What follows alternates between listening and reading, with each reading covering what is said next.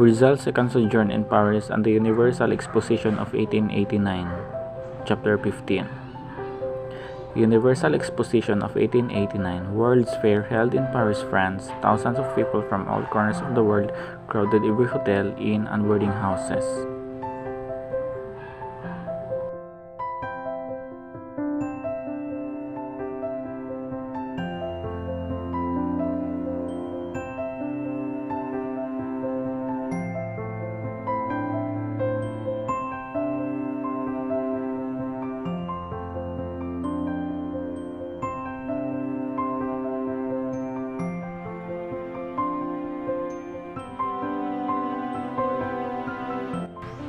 Difficulty of finding quarters.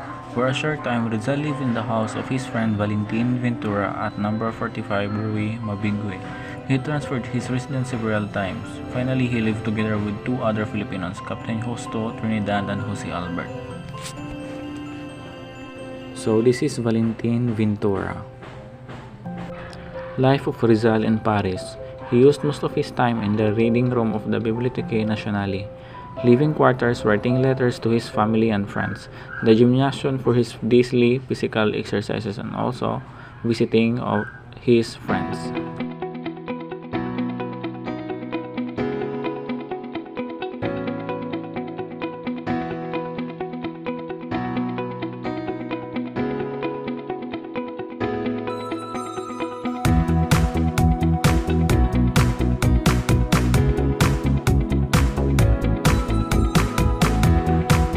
Rizal and Paris Exposition 1889. The Universal Exposition of Paris, which opened on May 6, 1889. The greatest attraction was Eiffel Tower and Alexander Eiffel Tower.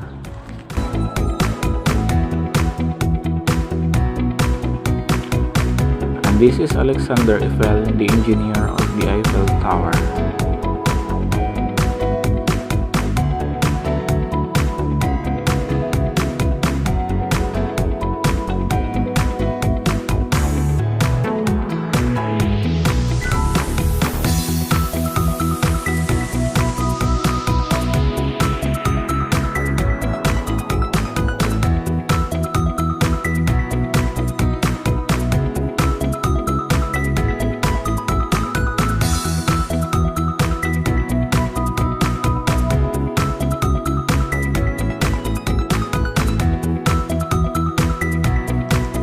Three Filipino societies Rizal founded. First is Kidlat Club. Among the members were Antonio and Juan Luna, Gregorio Aguilar, Fernando Canon, Laura de Mayuga, Julio Lorente, Guillermo Patua, and Baldomero Rojas. And also to bring together the young Filipinos in the French capital. The second society that Rizal founded is the Indios Bravos. Its members pledged to excel in intellectual and physical prowess in order to win the admiration of the foreigners, particularly the Spaniards. They practiced with a great enthusiasm the use of sword and pistol, and also Rizal taught them a judo.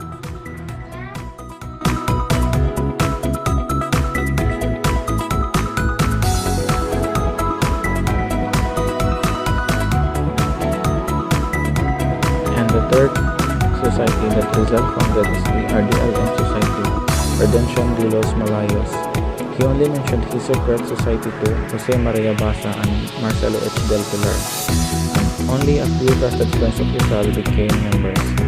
The aim of it was the propagation of all useful knowledge, scientific, artistic, literary, etc. in the Philippines and the redemption of the Malay race.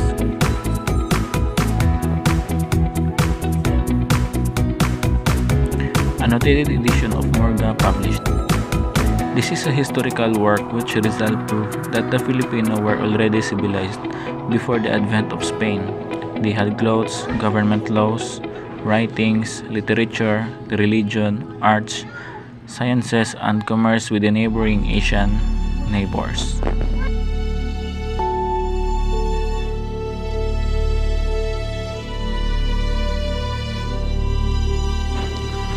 Rizal as historian. Rizal's research studies in the British Museum and in the Bibliotheque Nationale, enrich his historical knowledge, and also his knowledge of foreign languages enables Rizal to read historical documents. And under this is the historical documents that Rizal created. You can read them by trying to searching them in the Google.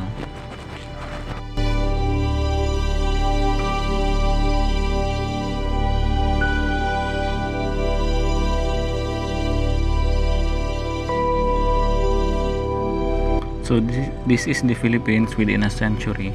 In this article, he expressed his views on the Spanish colonization in the Philippines. He predicted with amazing accuracy the tragic end of Spanish sovereignty in Asia.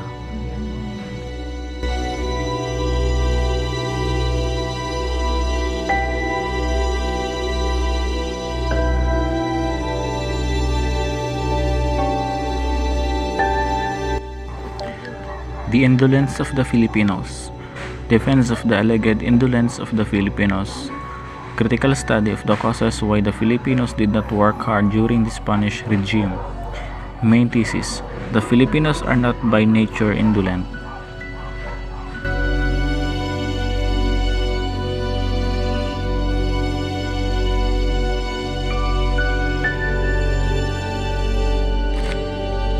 International Association of Filipinologists.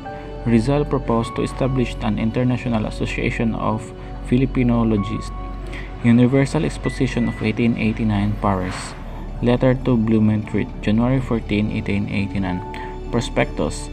Aim of the association: to study the Philippines from the scientific and historical point of view.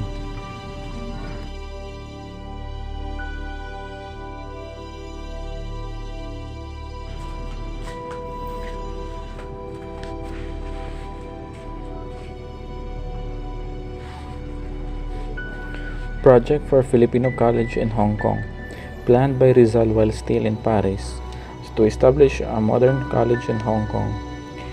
Aim: to train and educate men of good family and financial means in accordance with the demands of modern times and circumstances. Mr. Marciano Conan, Mexico, Pampanga, 40,000 pesos is the initial capital. Unfortunately, this project of Rizal to establish a modern college in Hong Kong did not materialize. Per Tolentino. In fall of 1889, Rizal note satirical work as a reply to another slander of Father Salvador Font. Per Tolentino was published in booklet from Barcelona. He used the pen name Dimas Alang. Telephone conversation between Father Font and the Father Provincial Agustin Convent in Manila. Christmas in Paris. Rizal spent Christmas with Jose Albert and Capitan Justo Trinidad. Their Christmas dinner is fried chicken, rice, and vegetables. And Rizal's last Christmas dinner in Paris. And after New Year, there's a brief visit to London, and that's a unknown purpose.